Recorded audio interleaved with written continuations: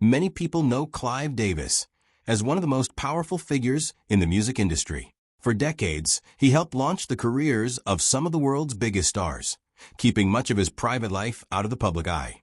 But recent news about what was discovered inside his property has left many people shocked and asking questions.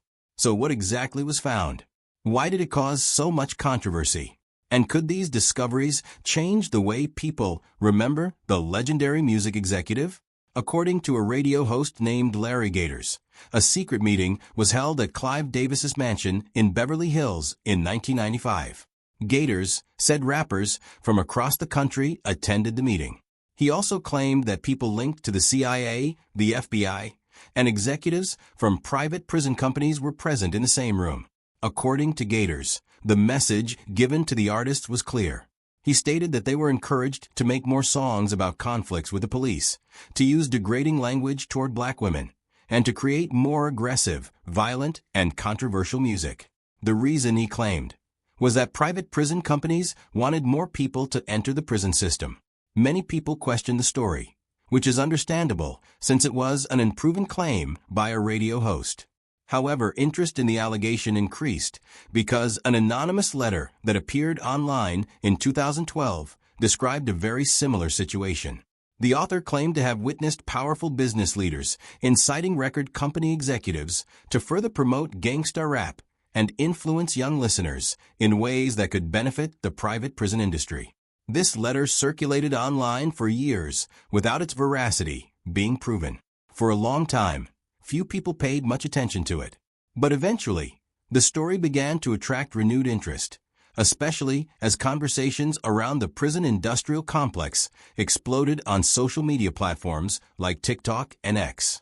To add to the speculation, some news reports claimed that Clive Davis and Whitney Houston had argued just 2 days before her death. It was also said that her daughter, Bobby Christina, may have witnessed part of this disagreement. Larry Gators took the allegations even further, directly naming Clive Davis as the person who arranged the alleged meeting. Davis's representatives quickly denied the allegations. A spokesperson stated that the story was completely false and insisted that such a meeting had never taken place. They also pointed to Davis's long public record of helping artists recover from addictions, career problems, and personal difficulties. The denial was clear, direct, and intended to close the matter. However, for many people, this did not end the discussion. Some continued to question the rumors, especially when they looked at Davis's commercial success and his influence in the music industry. Why do the old allegations about Clive Davis keep resurfacing? Let's find out. In the early 1990s, after Diddy left Uptown Records, Clive Davis reportedly gave Diddy $15 million to found Bad Boy Records. At the time, it was a huge amount of money, which today would be worth about $40 million. Davis later explained that he believed hip-hop was about to become a global force. Diddy, for his part, said he made a compelling case for why the investment would be successful. Still, many people wondered why anyone would invest so much money in a person who had never managed a record label before and was known to be difficult to work with. Investments of this size are usually made because someone believes they can see where the market is going or has heard enough behind the scenes to feel confident. The timing led some people to link the investment to the alleged secret meeting discussed in various rumors. Whatever the truth, the investment helped create one of the most successful labels in hip-hop history. Artists like Biggie Smalls and Craig Mack became stars, and Bad Boy Records played an important role in changing the sound of mainstream music. Some people argue that the story goes back even further, to the 1980s. They point to Priority Records, a label whose founders had previously worked at K-Tel International, a company famous for selling TV music compilations and novelty records. Critics say it is surprising that a company linked to novelty projects would later become associated with NWA, one of the most controversial groups in the history of hip-hop. NWA members later suggested that the tough image portrayed in their music was not always an accurate reflection of who they really were. Ice Cube said he sometimes felt used by the industry. Dr. Dre was not known as a gangster, and DJ Yella was even further removed from that image. However, the image proved to be highly successful. It sold millions of records and helped make the group famous worldwide. Some critics believe that this period served as a test for a business model that would later be used on a much larger scale. By the time the 1990s arrived, the industry already had a plan, financial support, and new figures ready to build powerful entertainment brands. Diddy became one of the most important people in this movement. Today, the situation looks very different. Diddy is being held at MDC Brooklyn, a facility that has received strong criticism for its conditions, with federal authorities recently launching investigations into violence and smuggling inside the prison. He has remained there since his arrest on federal charges of sex trafficking and extortion in September 2024. His trial is currently scheduled for May 2025. At the same time, rumors continue to circulate about whether Diddy is sharing information with federal prosecutors. Some people claim he is cooperating, while others say there is no evidence. His lawyer, Mark Agnifilo, has publicly stated that Diddy is eager to testify, and it may be difficult to keep him off the witness stand. Comments like this have attracted attention because they suggest that Diddy may want to speak publicly about events related to his case. Those who support the rumors speculate that if Diddy were willing to provide information, he could talk about people, meetings, and business from decades ago. They believe that this testimony could rekindle old allegations that have never been proven. However, it is important to note that these allegations remain speculation. No federal charges have been announced against Clive Davis, and no public evidence has confirmed the long-standing rumors. Even so, the stories continue to attract attention due to the timing of past events and the enormous influence that powerful music executives had on the industry. What is the contrast between Clive and Diddy? Let's take a closer look. Davis received the Legacy Award from the Apollo Theater on June 4, 2025, at a major event with many celebrities. Method Man performed there, and Busta Rhymes praised him. That same week, Diddy was still in custody, facing a sentence that could keep him in prison until at least the end of 2028. So, while one man connected to him in business was being honored on stage, the other was in a federal prison. The contrast between the two situations attracted a lot of attention. One is being celebrated in public, while the other, who once ran a major music empire, is in a prison cell. The same federal system that arrested Diddy took no action against Davis.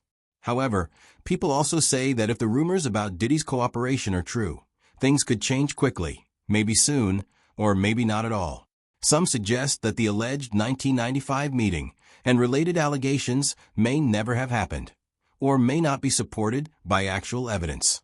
It is also possible that investigators are not even focusing on these issues. Still, questions continue to arise. Why did the $15 million investment happen at that time? How did Priority Records go from small projects to supporting big artists like NWA? And why is it said that Diddy is interested in testifying in court?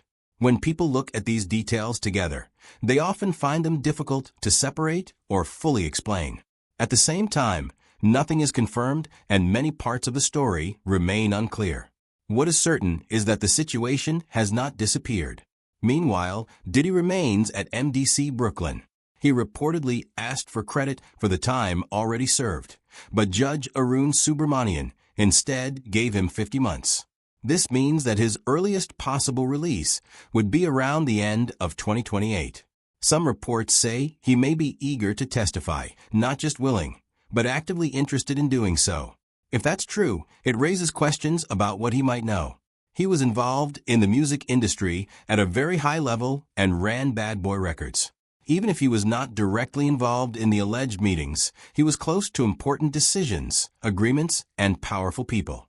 Therefore, he may have knowledge about how the industry worked and how influence worked behind the scenes. If he ever chose to cooperate, he could potentially provide detailed information rather than just rumors. And if federal investigators are really investigating Davis, then a cooperating witness with insider knowledge would be very important. But for now, much of this remains uncertain. What other charges are there against Davis? Let's find out. Suge Knight is currently serving a 28-year prison sentence for voluntary manslaughter. He is a convicted criminal with a long and bitter history of conflict with Sean Diddy Combs dating back to the 1990s. Because of this past, many people argue that he is not a reliable voice. He has clear personal reasons to be angry and to present events in a way that harms others. Some would even say that he has nothing to lose by making shocking statements. But it's not just who he is that keeps people on the edge of their seats. It's what he says he knows. Knight claimed that there are hidden recordings and tapes involving powerful figures in the music industry. According to him, these recordings not only involve Combs, but also people above him in the industry hierarchy. He suggests that some of these higher-level figures were involved in the same types of behavior that others have been accused of, and that the industry helped protect or cover up these actions. Knight is not asking for compassion. He's talking from a prison cell, with very little to gain personally. In this position, he states that he is simply saying what he believes to be the truth about how the music business works behind the scenes. One of the most disturbing ideas he mentioned is something he referred to as the egg test. The basic idea he described is that young or up-and-coming artists were allegedly subjected to humiliating or degrading physical situations as a kind of informal test before being accepted into the industry. According to Knight, this was more like an open secret, something that many people were aware of, but few were willing to talk about publicly. He also pointed to Clive Davis as someone who made it possible or allowed this type of practice to continue. He did not accuse Davis of directly organizing the alleged events, but rather of being aware of them and doing nothing to prevent them. Davis's spokesman quickly rejected these allegations, describing Knight's statements as completely false and coming from someone with a personal grudge against the industry. On the one hand, Knight's credibility is strongly questioned due to his criminal record and his conflicts with powerful figures. On the other hand, he is making very serious allegations involving large companies such as Universal and Interscope. According to Knight, when serious accusations were made against certain artists, some people were given jobs at the company or were put on the payroll under some form of agreement. He suggests that these payments were structured to appear official, but were intended to keep people quiet. So far, no legal action has been taken against Knight specifically because of these allegations.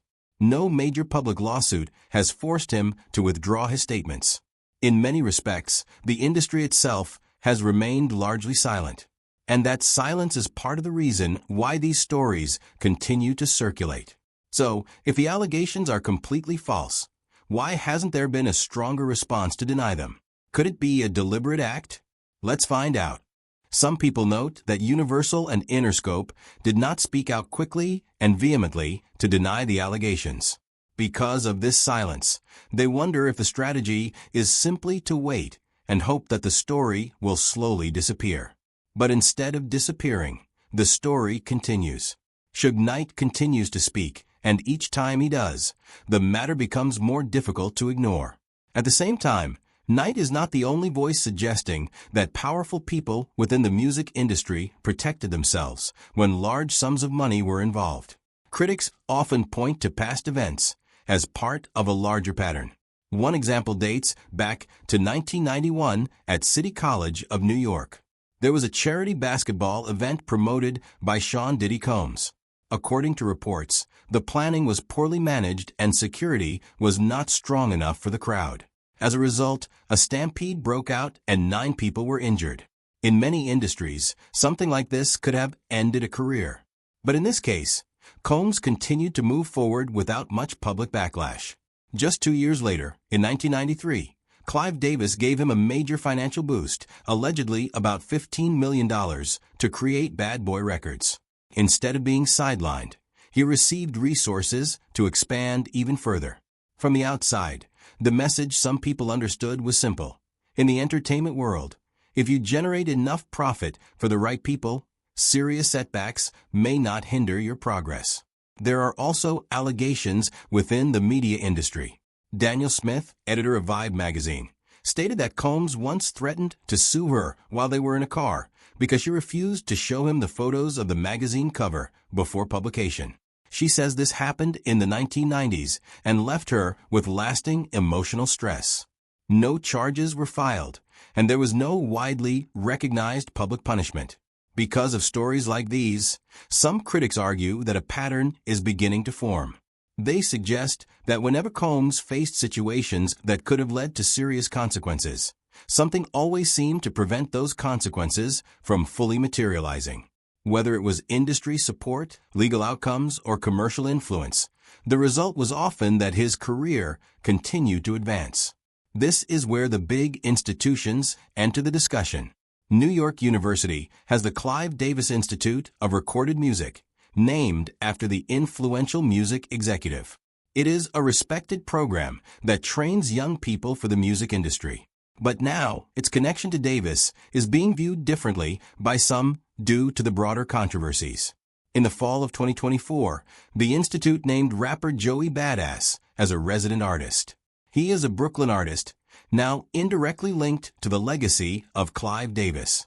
The institute's management said he could help students understand the modern financial systems of the music industry. However, critics say this sounds very different when placed alongside ongoing allegations about how money, influence, and power may have shaped parts of the industry. The Apollo Theater also becomes part of this contrast. In June 2025, Clive Davis received a Legacy Award at a major charity event held there, where well-known artists performed in his honor. So, what do you think about the shocking discovery in Clive Davis's estate? Share your thoughts with us in the comments section. Don't forget to like and subscribe.